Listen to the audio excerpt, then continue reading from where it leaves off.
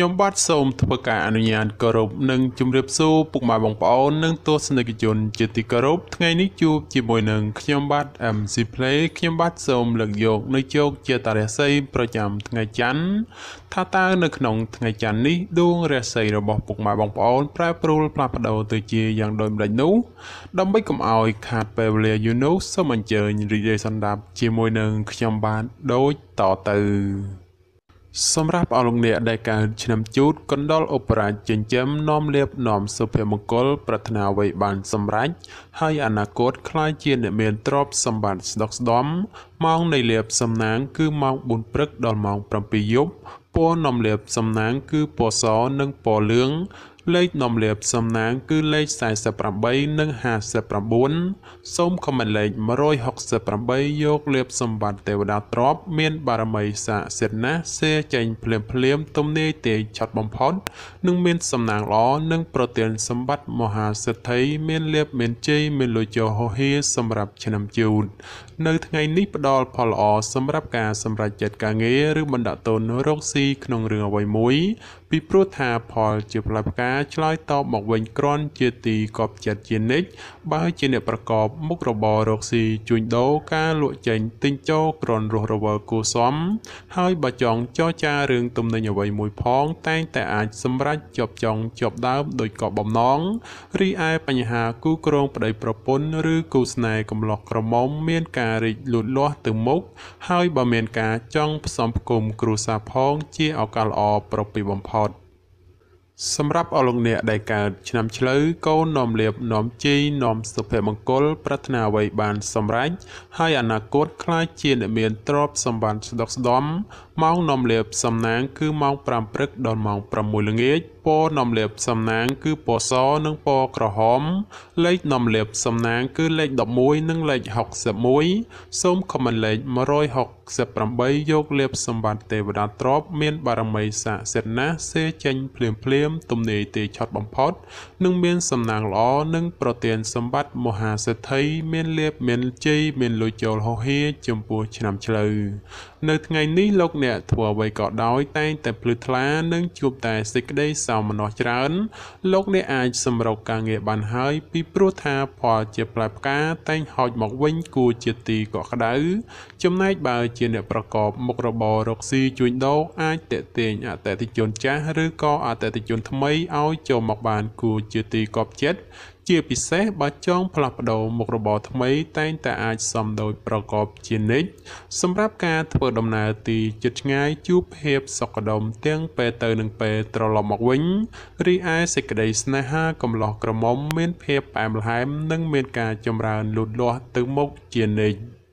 សម្រាប់អស់លោកអ្នកដែលកើតឆ្នាំខាលខ្លាសិទ្ធិចិញ្ចឹមមានប្រាជ្ញាឆ្លាតវៃមានគំនិតភ្លឺថ្លាហើយអនាគតក្លាយជាអ្នកមានអំណាចនិងទ្រព្យសម្បត្តិស្ដុកស្ដម្ភម៉ោងនាំលៀបសំណាងគឺម៉ោង5ព្រឹកដល់ម៉ោង7យប់ពណ៌នាំលៀបសំណាងគឺពណ៌សនិងពណ៌ផ្កាឈូកលេខនាំលៀបសំណាងគឺលេខ21និងលេខ82សូមខមមិនលេខ168យកលៀបសម្បត្តិទេវតាទ្រព្យមានបារមីស័ក្តិសិទ្ធិណាស់សេចេញភ្លាមទំនាយទេឆាត់បំផុតនិងមានសំណាងល្អនិងប្រទានសម្បត្តិមហាសិទ្ធិមានលៀបមានជ័យមានលុយចូលហោហៀចំពោះឆ្នាំខាលនៅថ្ងៃនេះដួងរាសីឡើងខ្ពស់ដូចនេះលោកអ្នកអាចសម្រុកការងារពេញទីបានហើយពីព្រោះថាផលល្អកំពុងរងចាំសម្រាប់ការងារសពគ្រប់បែបយ៉ាងបើទោះបីជួបភាពលំបាកលំបិននឹងត្រូវការពេលវេលាក្តីតែក៏អាចមានលទ្ធផលល្អជានិច្ចចំណែកអ្នកប្រកបមុខរបររកស៊ីជួញដូរបើលោកអ្នកចង់បើកមុខរបរថ្មីឬផ្លាស់ប្ដូរទីកន្លែងជួញដូរតែងតែផ្ដល់ផលល្អមកវិញជានិច្ចរីឯសម្ព័ន្ធស្នេហាកំឡោះក្រមុំបើមានណាត់ជួបគូស្នេហ៍ឬចង់សាសងអ្វីតែងតែមានភាពផ្អែមល្ហែមនិងស្រស់ស្រាយប្រពៃបំផុតសម្រាប់អស់លោកអ្នកដែលកើតឆ្នាំថោះទុនសាយមាសមានបារមីដាច់ជះមានអំណាចមានមនុស្សជួយជ្រោមជ្រែងការងារតូចធំដើម្បីឲ្យអនាគតក្លាយជាអ្នកមានទ្រព្យសម្បត្តិមហាសាលម៉ោងនាំលៀបសំណាងគឺម៉ោង6ព្រឹកដល់ម៉ោង9យប់ពណ៌នាំលៀបសំណាងគឺពណ៌ទឹកក្រូចនិងពណ៌ផ្កាឈូក លេខនាំលាភសំណាងគឺលេខ77និងលេខ84សូមខមមិនលេខ168យកលាភសម្បត្តិមហាសទ្ធិមានបារមីស័ក្តិសិទ្ធិណាស់សេចេញភ្លាមទំនាយទីឆុតបំផុតនិងមានសំណាងល្អនិងប្រទានសម្បត្តិមហាសទ្ធិមានលាភមានជ័យមានលុយចូលហោហៀចំពោះឆ្នាំធោះរាល់ការងាររកស៊ីទទួលទានគ្រប់ច្រឡហកគឺសុខសប្បាយទទួលបានលាភជ័យនិងប្រាក់កាសគ្រប់ទិសទីចំណែកការធ្វើដំណើរទៅណាមកណាមិនមានបញ្ហានោះទេអ្នកប្រកបមុខរបររកស៊ីជួញដូរលោកអ្នកកំសោះអង្អើយត្រូវតែរវារវាងដៃជើងព្រោះមិនដូច្នោះទ្រព្យដែលបំរុងនឹងធ្លាក់ចូលដល់ដៃអ្នកនឹងត្រូវរបូតហួសធ្លាក់ទៅលើដៃអ្នកដទៃវិញជាពុំខានរីឯស្នេហាកំឡោះក្រមុំបើពុំទាន់មានគូគប់ពេលនេះគឺជាវេលាល្អបំផុតក្នុងការស្វែងរកមិត្ត100ឆ្នាំក្នុងជីវិតសម្រាប់អស់លោកអ្នកដែលកើតឆ្នាំរោងពោះអ្នកក្រេតមន្ត្រីចិញ្ចឹមធ្វើកិច្ចការងារអ្វីមួយតែងតែមានគំនិតជ្រះថ្លាប្រាថ្នាអ្វីបានសម្រេចធ្វើការងារតូចធំតែងតែមានអ្នកគ្រប់គ្រងនិងទំនុកបំរុងសពគ្រប់បែបយ៉ាងម៉ោងនាំលាភសំណាងគឺម៉ោង7ព្រឹកដល់ម៉ោង9យប់ពណ៌នាំលាភសំណាងគឺពណ៌បៃតងនិងពណ៌ក្រហមលេខនាំលាភសំណាងគឺលេខ77និង99សូមខមមិនលេខ999យកលាភសម្បត្តិអុកញ៉ាមានបារមីស័ក្តិសិទ្ធិណាស់សេចេញភ្លាមទំនាយទេឆុតបំផុតនិងមានសំណាងល្អនិងប្រទានសម្បត្តិមហាសេដ្ឋីមានលាភមានជ័យមានលុយចូលហោហៀចំពោះឆ្នាំរោងនៅថ្ងៃនេះលោកអ្នកអាចទទួលដំណឹងល្អឬមានអ្វីមួយចូលមកឲ្យសប្បាយចិត្តចំពោះអ្នកប្រកបមុខរបររកស៊ីជួញដូរលាភដែលធ្លាប់តែបាល់ហួសឬក៏ហោះរំលងពេលនេះអាចឆោងចាប់បានខ្លះវិញហើយសម្រាប់ការធ្វើដំណើរទីជិតឆ្ងាយជួបភាពសុខដុមទាំងពេលទៅនិងពេលត្រឡប់មកវិញ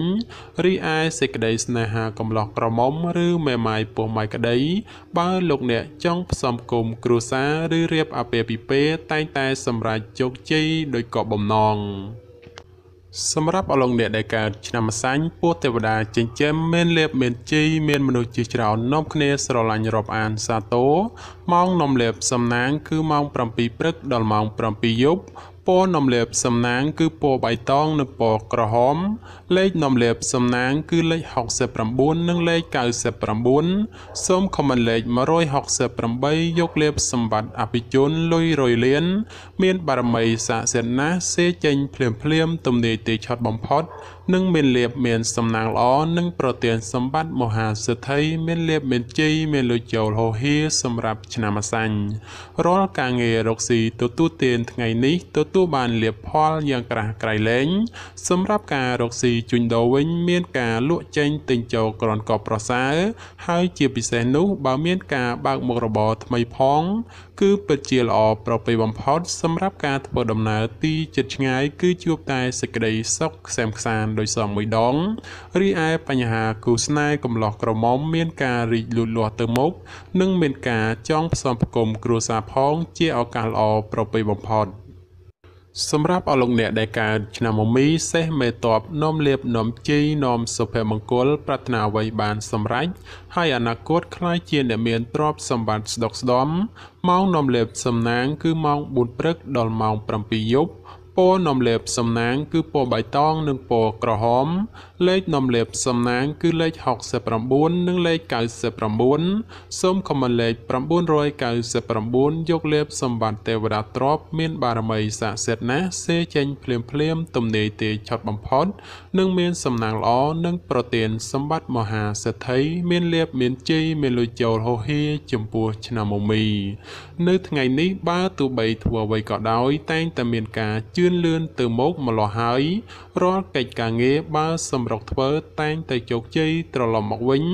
សម្រាប់អ្នកប្រកបមុខរបររកស៊ីជួញដូរវិញឃើញថាទាំងការជួញទីជិតឆ្ងាយមានភាពលំនឹងល្អពោលគឺមិនមានអ្វីប្រែប្រួលដូចជាទីគាត់សម្គាល់ទេគឺដោយសមមួយដងសម្រាប់ការធ្វើដំណើរទីជិតឆ្ងាយមានភាពប្រទាំងប្រទើសនិងបញ្ហារត់ចូលច្រើនក៏បីមានការប្រុងប្រយ័ត្នប្រយែងរីឯសេចក្តីស្នេហាប្រុសស្រីព្រោះតែពេលនេះមានរឿងរ៉ាវចូលមកកកផ្លូវចិត្តធ្វើឲ្យកើតមានការប្រទាំងប្រទើគ្នាច្រើន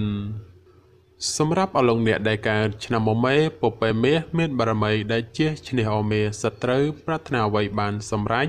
នឹងអនាគតក្លាយជាមហាសិទ្ធិគេហបតីឬក៏គេហបតីជាន់ខ្ពស់សម្រាប់ម៉ោងនំលាបសំណាងគឺម៉ោង5ព្រឹកដល់ម៉ោង7យប់ពណ៌នំលាបសំណាងគឺពណ៌ខ្មៅនិងពណ៌ស្វាយលេខនំលាបសំណាងគឺលេខ19និងលេខ29សូមខមមិនលេខ555យកលេបសម្បត្តិអ្នកមានជាន់ខ្ពស់មានបារមីសាសិទ្ធណាស់សេចេញភ្លាមទំនេរទេឆត់បំផុតនិងមានសំណាងល្អនិងប្រទានសម្បត្តិមហាសេដ្ឋីមានលេបមានជ័យមានលុយចូលហោហៀចំពោះឆ្នាំមមេនៅថ្ងៃនេះបើទោះបីធ្វើអ្វីក៏ដោយលោកអ្នកតែងតែមានការប្រុងប្រយ័ត្នប្រយែងនិងគិតគូរឲ្យបានគ្រប់ជ្រុងជ្រោយពីព្រោះថាផលលំបាកងាយនឹងធ្លាក់មកត្រូវរែកប៉ុណ្ណាសម្រាប់អ្នកប្រកបមុខរបររកស៊ីជួញដូរការជួញទីជិតឆ្ងាយក្នុងថ្ងៃនេះមានភាពប្រទែងប្រទែងច្រើននិងជាពិសេសឲ្យប្រយ័ត្នមានការចំនួនវិវាទកើតឡើងសម្រាប់ការធ្វើដំណើរទីជិតឆ្ងាយពុំសូវមានសុវត្ថិភាពទេជាពិសេសប្រយ័ត្នប្រយែងក្រុមមនុស្សយាយីឈ្នានីសដោយប្រការណាមួយរីឯបញ្ហាសេចក្តីស្នេហាកំឡោះក្រមុំគប្បីយកភាពចាញ់ឈ្នះដាក់ក្នុងចិត្តច្រើនពេកបើពុំនោះទេនឹងកើតមានភាពរកាំរកោសឥតឈប់ឈរឡើយសម្រាប់អលងអ្នកដែលកើតឆ្នាំវោកស្វាមន្ត្រីចិញ្ចឹមនាំលៀបនាំជ័យនាំសុភមង្គលប្រាថ្នាអ្វីបានសម្រេចហើយអនាគតខ្លាចជាអ្នកមានទ្រព្យសម្បត្តិស្ដុកស្ដំម៉ោងនាំលៀបសំណាងគឺម៉ោង5ព្រឹកដល់ម៉ោង6ល្ងាចពណ៌នំលាបសំណាងគឺពណ៌ខ្មៅនិងពណ៌សលេខនំលាបសំណាងគឺលេខ01និងលេខ69សូមខមមិនលេខ999យកលេបសម្បត្តិមហាសំពៅលួងមានបារមីសាសិទ្ធណាស់សេចេញភ្លាមទំនេរទេឆត់បំផុតនិងមានសំណាងល្អនិងប្រទានសម្បត្តិមហាសិទ្ធិមានលេបមានជ័យមានលុយចូលហោហៀចំពោះឆ្នាំវោកនៅថ្ងៃនេះដំណើរជីវិតរបស់អស់លោកអ្នកភ្លឺថ្លាហើយធ្វើអ្វីក៏តែងតែមានភាពសុខដុមនិងពុំមានក្រុមមនុស្សតាមយាយីច្រើននោះដែរសម្រាប់លោកអ្នកដែលប្រកបមុខរបររកស៊ីជួញដូរក្នុងថ្ងៃនេះមានការរីកលូតលាស់គួរសមហើយបើចង់ពង្រីកមុខរបរថ្មីឬមានការបណ្ដាក់ទុនរកស៊ីក្នុងរឿងអ្វីមួយផងតែងតែផ្ដល់ផលល្អមកខ្លួនវិញយ៉ាងកប់ប្រសើររីឯសម្ព័ន្ធស្នេហាកំឡោះក្រមុំឬមេម៉ាយពោះម៉ាយក្តីជួបភាពរកាំរកោសនិងមិនសូវទុកចិត្តគ្នាប៉ុន្មានទេគឺមានភាពប្រច័ណ្ឌកំពុងចូលលុកលុយច្រើន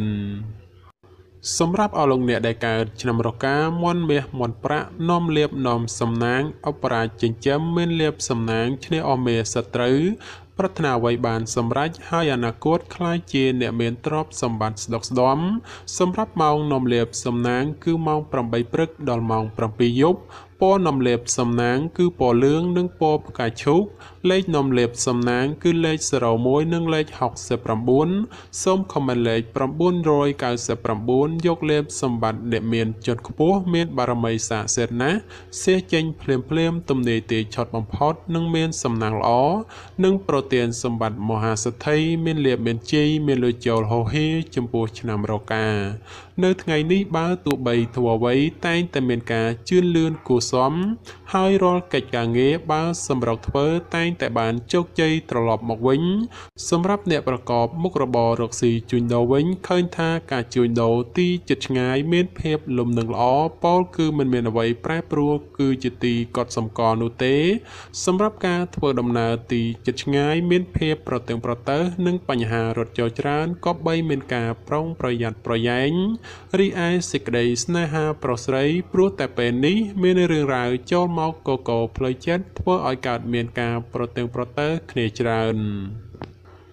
សម្រាប់អស់លោកអ្នកដែលកើតឆ្នាំចោសនៈនំលៀបនាំសំណាងឧបរាជចិញ្ចឹមមានសំណាងឈ្នះអស់មេសត្រូវប្រាថ្នាអ្វីបានសម្រេចហើយអនាគតខ្លាចជាមហាសិទ្ធិគេហបតីឬក៏អភិជនជាន់ខ្ពស់ម៉ោងនំលៀបសំណាងគឺម៉ោង8ព្រឹកដល់ម៉ោង7យប់ព ពណ៌នំលេបសំណាងគឺពណ៌លឿងនិងពណ៌ទឹកក្រូចលេខនំលេបសំណាងគឺលេខ45និងលេខ66សូមខមមិនលេខ168យកលេបសម្បត្តិមហាសទ្ធិអ្នកមានជាន់ខ្ពស់មានបារមីស័ក្តិសិទ្ធិណាស់សៀងចេញភ្លាមទំនេរទេឆត់បំផុតនិងមានសំណាងល្អប្រទានសម្បត្តិមហាសទ្ធិមានលៀបមានជ័យមានលុយចូលហូហេចំពោះឆ្នាំចោនៅថ្ងៃនេះដំណើរជីវិតរបស់អស់លោកអ្នកល្អប្រសើរហេតុនេះទោះបីធ្វើអ្វីឃើញថាជឿនលឿនទៅមុខនិងហុចផលជាផ្លែផ្កាត្រឡប់មកវិញគ្រាន់ជាទីកប់ចិត្តសម្រាប់អ្នកប្រកបមុខរបររកស៊ីជួញដូរមិនថាការជួញដូរទីជិតឆ្ងាយតែងតែហុចផលនិងប្រមូលផលចំណេញត្រឡប់មកវិញគួរជាទីកក់ក្ដៅទោះបីជាយ៉ាងណាការធ្វើដំណើរចូលប្រយ័ត្នបញ្ហាមិនល្អរត់ចូលនាំពិបាកទប់ទល់មួយចំនួនផងដែររីឯសេចក្តីស្នេហាកំឡោះក្រមុំមានភាពផ្អែមល្ហែមនិងស្រស់ស្រាយល្អចំពោះគ្នាប្រពៃបំផុតសម្រាប់អស់លោកអ្នកដែលកើតឆ្នាំកុរជ្រូកនាំលេបនាំជីនាំសុភមង្គលប្រាថ្នាអ្វីបានសម្រេចហើយអនាគតខ្លាយជាអ្នកមានទ្រព្យសម្បត្តិស្ដុកស្ដម្ភម៉ោងនាំលេបសំណាងគឺម៉ោង4ព្រឹកដល់ម៉ោង7ល្ងាចពណ៌នាំលេបសំណាងគឺពណ៌សនិងពណ៌លឿងលេខនាំលេបសំណាងគឺលេខ09និងលេខ62សូមខមមិនលេខ999យកលេបសម្បត្តិទេវតាទ្រព្យមានបារមីស័ក្តិសិទ្ធិណាស់សេចេញភ្លាមទំនេរទេឆត់បំផុតនិងមានសំណាងល្អនិងប្រទានសម្បត្តិមហាសទ្ធិមានលៀបមានជ័យមានលុយចូលហូហេចំពោះឆ្នាំកុរ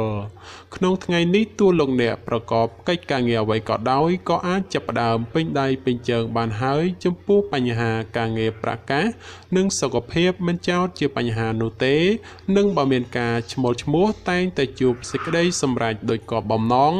ចំពោះអ្នកប្រកបមុខរបររកស៊ីជួញដូរវិញមានការលំបាកក្នុងការរកផលចំណូលបន្តិចព្រោះតែមានការប្រជែងគ្នាច្រើនហើយជាពិសេសប្រយ័ត្នប្រយែងមានចំនួនវិវាទព្រោះតែការដណ្ដើមអតិថិជនគ្នារីឯសេចក្តីស្នេហាប្រស្រីមានភាពផុយស្រួយចំនួនវិវាទណាស់ហើយបើចេះអត់ឱនឲ្យគ្នាខ្លះទើបអាចគេចផុតពីរឿងរ៉ាវចម្រងចម្រាស់ទាំងពួងទៅរួច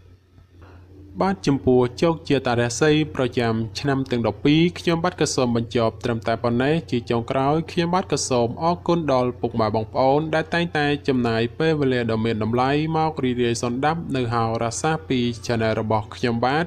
ហើយខ្ញុំបាទក៏សូមអរគុណនិងសូមជម្រាបលា